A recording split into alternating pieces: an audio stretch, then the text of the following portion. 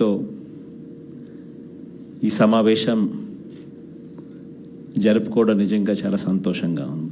స్థానిక సంస్థలకు సంబంధించిన ఎన్నికలు జరిగినప్పుడు మన party YSR Congress party clean sweep చేసినాం.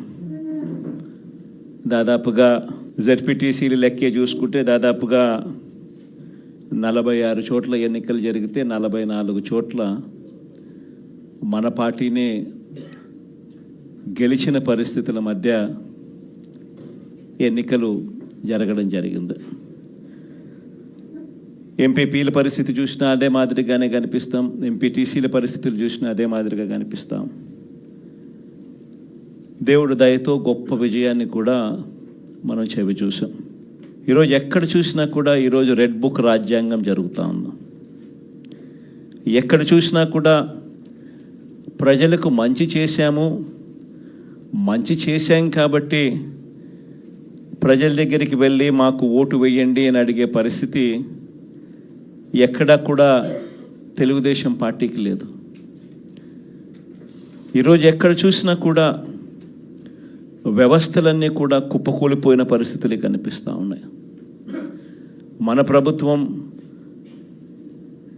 చంద్రబాబు నాయుడు గారి ప్రభుత్వానికి మధ్య కంపారిజన్ ప్రతి ఇంట్లో కూడా వెంటనే ఇప్పటికీ చర్చ మొదలైంది. మన ప్రభుత్వ హయాంలో ఎలా ఉండేది, ఈరోజు చంద్రబాబు నాయుడు గవర్నమెంట్ వచ్చిన తర్వాత ఈ 6 నెలల కాలంలో ప్రభుత్వం ఎలా పనిచేస్తూ ఉంది అన్నది ప్రతి ఇంట్లో కూడా ఇప్పటికీ చర్చ మొదలైంది. మనమేమో కుటుంబం మొత్తానికి ఒకటిగా చేసి మంచి చేసినాము, మన నోట్లో నుంచి అబద్ధాలు రావడం లేదు, మనం చేయగలిగింది మాత్రమే చెబుతూ ఉన్నాము, మన నోట్లో నుంచి అబద్ధాలు రావడం లేదు. కానీ వాళ్ళేమో ప్రతి ఇంటికి పోయి ఎవడు కనపడినా సరే ఇంట్లో ఇంత పిల్లోడు కనపడితే చాలు ఆ నుంచి స్టార్ట్ అవుతుంది.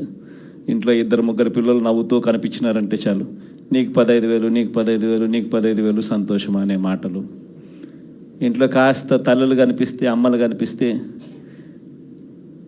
నీకు 18,000, నీకు 18,000, నీకు 18,000 సంతోషం అనే మాటలు కనిపించేటివి. కాస్త పెద్ద వయసులో ఉన్న ఆ ఇంట్లో ఉన్న ఆ తల్లుల అమ్మలు కానీ ఆ తల్లుల అత్తలు కానీ కనిపిస్తే, 50 ఏళ్ళు దాటిన ఆ అమ్మలు కనిపిస్తే వాళ్లకు నీకు 48,000, నీకు 48,000, నీకు 45,000 అని చెప్పేవాళ్ళు. ఆ ఇంట్లో నుంచి ఉద్యోగం ఎత్తుకే వయసులో ఉన్న పిల్లోడు ఎవడన్నా కనిపిస్తే, ఒక 20 ఏళ్ళ పిల్లోడు ఎవడన్నా కనిపిస్తే నీకు 36,000, నీకు 36,000, నీకు 36,000 అని చెప్పి, ఆ ఇంట్లో నుంచి రైతు బయటకు వస్తే నీకు 20,000, నీకు 20,000, నీకు 20,000 అని చెప్పే పరిస్థితి. నిజంగా ప్రతి ఇంటికి వెళ్ళి ఈ మాదిరిగా ప్రతి ఇంట్లో ఉన్న ప్రతి ఒక్కరిని చూసి ఏ ఒక్కరూ మిస్ కాకుండా ఇవన్నీ జరగబోతున్నాయి చంద్రబాబు నాయుడు ముఖ్యమంత్రి అయిన వెంటనే అని చెప్పి ప్రలోభాలు పెట్టిన నేపథ్యం ప్రస్ఫుటంగా కనిపిస్తూ ఉన్న పరిస్థితిలో కూడా నా దగ్గరికి వచ్చి చాలామంది కూడా చెప్పినారు, అన్న తెలుగుదేశం పార్టీ వాళ్ళు ఈ మాదిరిగా క్యాంపెయిన్ చేస్తూ ఉన్నారు, ఈ మాదిరిగా ప్రతి ఇంట్లో ఉన్న ప్రతి ఒక్కరిని కూడా చెడగొట్టే కార్యక్రమం చేస్తున్నారు, సాధ్యం కాని హామీలు అని చెప్పి సాధ్యం కావని తెలిసినా కూడా ఇస్తూ ఉన్నారు, మనం గమ్ముగా ఉంటే ఎలా అన్నా అని చెప్పి నా దగ్గరికి వచ్చి కూడా అడిగారు. కానీ అబద్ధాలు ఆడడం మన చేత కాదు. నాని ఎప్పుడప్పుడు అంటాడు, నాకున్న సమస్య లేదంటే, అన్న నీతో ఒక సమస్య ఉంది అని అంటాడు. ఏం సమస్య లేదంటే అతి నిజాయితీతనం, అతి మంచితనం, ఈ రెండు మనకున్న సమస్యలు అని చెప్పి. కానీ ఈ అతి నిజాయితీతనం, అతి మంచితనమే రేపొద్దున మళ్ళీ మనల్ని అధికారంలోకి తీసుకొచ్చేటివి కూడా ఇవే. ఎందుకనంటే జగన్ ఇవన్నీ చేయగలిగాడు కదా, చంద్రబాబు నాయుడు దీనికన్నా ఓ 2-3 ఇంతలు ఎక్కువ చెప్తున్నాడు అంతే కదా, అందులో చంద్రబాబు నాయుడు మోడీతో కలిసి వస్తున్నాడు కదా, ఏమో చేయగలుగుతాడేమోలే అన్న ఒక చిన్న ఆశకు తావు బహుశా మన పాలనలో మనం ఇంత బటన్లు చక్కగా నొక్కాం కాబట్టి బహుశా ఆశ కూడా ప్రజలకు కలిగింది. 6 నెలలు తిరక్క మునిపి ఈరోజు పరిస్థితి ఏమిటి అని అంటే, ప్రతి ఇంట్లో చర్చ ఏమిటి అని అంటే, జగన్ కనీసం పలావన్నా పెట్టేవాడు, చంద్రబాబు నాయుడు బిర్యానీ పెడతానన్నాడు. ఇప్పుడు తీరా చూస్తే పలావు పోయింది, బిర్యానీ కూడా పోయింది, పూర్తిగా ఏమీ లేకుండా పోయింది అనే పరిస్థితి ఈరోజు ప్రతి ఇంట్లో కూడా చర్చనీయాంశమే జరిగింది. ఒకవైపున చర్చ పథకాల మీద ఈ మాదిరిగా చర్చ అనేది ఒకవైపున ఉంటే, మరోవైపున సిస్టమేటిక్గా ప్రతి వ్యవస్థ కూడా కొలాప్స్ అవుతూ ఉంది. ఈరోజు ఫీజుల కోసం పిల్లలు కాలేజీలకు వెళ్ళలేని పరిస్థితిలో ఉన్నారు. డిసెంబర్ వచ్చేసరికి మామూలుగా జనవరి నుంచి ఫీజులు పెండింగ్. మన హయాంలో ప్రతి క్వార్టర్, ప్రతి 3 నెలలు అయిపోయిన వెంటనే, ప్రతి త్రైమాసికం అయిపోయిన వెంటనే ఒక నెల ఇన్స్పెక్షన్కు తావిచ్చి మరుసటి నెల ఇచ్చే పరిస్థితి. ఈరోజు జనవరి నుంచి ఫిబ్రవరి, మార్చికి సంబంధించిన ఫీజులు ఏప్రిల్లో వెరిఫికేషన్ చేసి మేలో ఇచ్చే పరిస్థితి మన హయాంలో. కానీ ఈరోజు చూస్తే జనవరి, ఫిబ్రవరి, March quarter, April, May, June quarter, July, August, September quarter, ఇప్పుడు ఇక అక్టోబర్, నవంబర్, డిసెంబర్. ఈ జనవరికి వస్తే 4 క్వార్టర్స్, అంటే సంవత్సరం ఫీజులు పిల్లలకు ఇవ్వని పరిస్థితి కనిపిస్తుంది. ఒక్క ఫీజు రీయింబర్స్మెంట్ బకాయిలే 2,800 కోట్ల రూపాయలు. ఇక దీనికి వసతి దీవెన కలుపుకుంటే మన హయాంలో ప్రతి ఏప్రిల్లోనూ ఇచ్చేవాళ్ళం, అది మరో 1,100 కోట్ల రూపాయలు. ఉట్టి ఫీజులకు సంబంధించిన బకాయిలే. నేను స్కీముల గురించి మాట్లాడడంలా, వ్యవస్థను నడిపించే ఈ కార్యక్రమాలను కూడా పూర్తిగా కొలాప్స్ అవుతూ ఉన్న పరిస్థితి. దాదాపుగా 3,900 కోట్లు కేవలం పిల్లల చదువులకు సంబంధించిన బకాయిలు. ఆరోగ్యశ్రీకి సంబంధించిన బకాయిలు 2,200 కోట్ల రూపాయలు మార్చి నుంచి ఆరోగ్యశ్రీ నెట్వర్క్ హాస్పిటల్కి కూడా డబ్బులు ఇవ్వని పరిస్థితి. ఈరోజు పేదవాడు ఎవడు కూడా హాస్పిటల్ గడప ఎక్కాలంటే డాక్టర్లు వైద్యం ఉచితంగా అందిస్తారు అన్న నమ్మకం ప్రజల్లో సన్నగిల్లిన పరిస్థితి. దాదాపుగా మన హయాంలో నెలకు మామూలుగా 300 కోట్ల రూపాయలు ఆరోగ్యశ్రీ బిల్సు. మార్చి నుంచి ఇప్పటిదాకా ఒక్క బిల్లు ఇవ్వాల. దాదాపుగా 2,200 కోట్ల పైచిలకు బకాయిలు. ఆరోగ్య ఆసరా గురించి ఇంకా నేను చెప్పాల్సిన పని లేదు. అసలు ఆరోగ్య ఆసరా ఉందా, ఎక్కడుంది అని అనుకునే పరిస్థితులకి ఈరోజు ప్రజలు వచ్చినారు. 104, 108 ఫోన్ నెంబర్ కొట్టినా కూడా అంబులెన్స్ వస్తుందన్న నమ్మకం లేదు. వాళ్లకు బకాయిలే, వాళ్ళు స్ట్రైకులు, ధర్నాలే. ఇలా సిస్టమేటిక్గా చదువులైతేనేమి, వైద్యం అయితేనేమి, ధాన్యం కొనుగోలు, చివరికి ధాన్యం కొనుగోలు పరిస్థితి కూడా ఎలా ఉంది అంటే, దళారీలు కొనేదాకా ప్రభుత్వం అడుగు ముందుకు వేయడానికి సిద్ధంగా లేదు. ఈరోజు ధాన్యం కొనుగోలుకు ఎంఎస్పి 1,720 రూపాయలు అయితే, ఈరోజు రైతులు 300 రూపాయలు తక్కువ రేటుకు ఇదే మీ కృష్ణా జిల్లాలోనే అమ్ముకునే పరిస్థితిలో ఈరోజు రైతులు ఉన్నారు. ప్రభుత్వం కొనాల్సిన సమయంలో కొంటే ఆర్బీకేల ద్వారా దళారీ వ్యవస్థ తీసేసి ఈ క్రాప్ చేసి పారదర్శకంగా మనం కొనుగోలు చేసినట్టుగా కొనుగోలు చేస్తే రైతులకు గిట్టుబాటు ధర వచ్చే పరిస్థితి నుంచి ఈరోజు గిట్టుబాటు ధర రాని పరిస్థితిలోకి మళ్ళీ రైతు వెళ్ళిపోయాడు. ఇలా ప్రతి వ్యవస్థ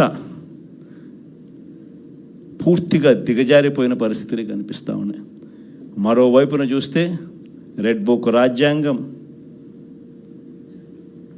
దొంగ కేసులు పెట్టడం, ప్రభుత్వాన్ని ఎవరైనా కూడా విమర్శిస్తూ పోస్టింగులు చేసినా లేదా ఫార్వర్డ్ చేసినా కూడా కేసులు పెట్టే అధ్వానమైన పరిస్థితులకి ఈరోజు చూస్తూ ఉన్నాం. ఇవన్నీ కూడా జరుగుతూ ఉన్నాయి. కానీ తప్పెక్కడ చేస్తూ ఉన్నాడు చంద్రబాబు నాయుడు అని అంటే, ఒకవైపున మంచి చేయకపోగా మరోవైపు ప్రశ్నించే గొంతును అణిచివేయాలని చెప్పి విశ్వరూపాన్ని చూపించడం చంద్రబాబు చేస్తూ ఉన్న తప్పు. మామూలుగా 6 నెలలకు ప్రభుత్వ వ్యతిరేకత ఈ స్థాయిలో ఉండాలి అని అనుకుంటే, చంద్రబాబు నాయుడు గారి 6 నెలల కాలంలో ఈ స్థాయికి వెళ్ళిపోయింది. క్యారెక్టర్ అన్నది, క్రెడిబిలిటీ అన్నది, విశ్వసనీయత అన్నది ఒక్కసారి మనం పడేసినామనంటే మళ్ళీ ఏరుకోవడం కష్టం. కష్టకాలంలో ఉన్నప్పుడే మనకు అదొక పరీక్ష. ఏ రోజైనా కూడా ఎల్లకాలం కష్టాలు ఉండవు. ఒక చీకటి వచ్చిన తర్వాత పగలు రాక తప్పదు. ఇది మనకు సృష్టి నేర్పిన రహస్యం. కాబట్టి ఖచ్చితంగా ఇది గుర్తుపెట్టుకోండి. కష్టాల్లో ఉన్నప్పుడు మనం గట్టిగా పోరాటం చేయగలిగితే మనం మళ్ళీ తిరిగి నిలబడగలుగుతామన్నది మాత్రం ఖచ్చితంగా గుర్తుపెట్టుకుందాం. ఈ సంక్రాంతి తర్వాత నేను కూడా ఇక జిల్లాల బాట పడతాను. ఇనిషియలీ ప్రతి బుధవారము గురువారము బహుశా జనవరి నెలాఖరు నుంచి మొదలు పెడతాను అనుకుంటున్నా. ప్రతి వారం బుధవారం గురువారం నేను కూడా జిల్లాల్లోనే పడుకుంటా. ప్రతి పార్లమెంటు ఒక యూనిట్ కింద తీసుకొని నేనే అక్కడికి వచ్చి నేనే బస చేస్తా. బుధవారం అంతా కార్యకర్తలతో 3 కాన్స్టిట్యున్సీసు, గురువారం అంతా మరో 4 కాన్స్టిట్యున్సీసు కార్యకర్తలతోనే మమేకమయ్యే కార్యక్రమాలు, పూర్తిగా కార్యకర్తలకి కేటాయింపు చేసే కార్యక్రమాలు చేస్తాం. సో అక్కడే ఉంటూ కార్యకర్తలతో మమేకమవుతూ కార్యకర్తలతో తోడుగా ఉండే కార్యక్రమం, కార్యకర్తలకు దగ్గరయ్యే కార్యక్రమం కూడా చేస్తాం. దాంట్లో భాగం కూడా ప్రోగ్రాంలో పేరు కూడా కార్యకర్తలతో జగనన్న పార్టీ బలోపేతానికి దిశానిర్దేశం అనే కార్యక్రమం పేరు కూడా పెట్టి ముందుకు తీసుకుని పోతాం. ఆ ప్రోగ్రాం ఎజెండా, ముఖ్య ఎజెండా ఏమవుతుందనంటే మండలి స్థాయి కల్లా కమిటీలు ఆ లోపలనే ఫామ్ చేయమని చెప్పి మా వాళ్ళందరికీ చెప్పా. జిల్లా అధ్యక్షులకి, సెల్స్కి సంబంధించిన అధ్యక్షులను, పార్టీ పటిష్టత కోసం వీళ్ళన్నీ కూడా ఇప్పుడే కమిటీస్ అన్నీ కూడా ఫామ్ అవుతూ ఉన్నాయి. వీళ్ళందరికీ ఇచ్చిన ఆదేశాలు ఏమిటి అంటే మండలి స్థాయి కల్లా నా ప్రోగ్రాం స్టార్ట్ అయ్యే టయానికల్లా మండలి స్థాయి కల్లా పూర్తిగా అన్ని కమిటీస్ ఫామ్ చేసేయండి అని చెప్పిన. అంటే జిల్లా స్థాయి, నియోజకవర్గం స్థాయి, మండలి స్థాయి. ఆ తర్వాత నా ప్రోగ్రాం స్టార్ట్ అయ్యేసరికి మండల స్థాయి నుంచి గ్రామ స్థాయికి పార్టీ వ్యవస్థను బలోపేతం చేసే దిశగా పుష్ చేద్దాము అని చెప్పి నా ప్రోగ్రాంలో పెట్టే కార్యక్రమం చేస్తూ ఉన్నాం. నెక్స్ట్ కార్యక్రమం ఎలా ఉండాలి అని అంటే బూత్ కమిటీస్ దగ్గర నుంచి గ్రామ కమిటీస్ దాకా నేను నా ప్రోగ్రాంలు స్టార్ట్ అవుతే పుష్ చేస్తాం.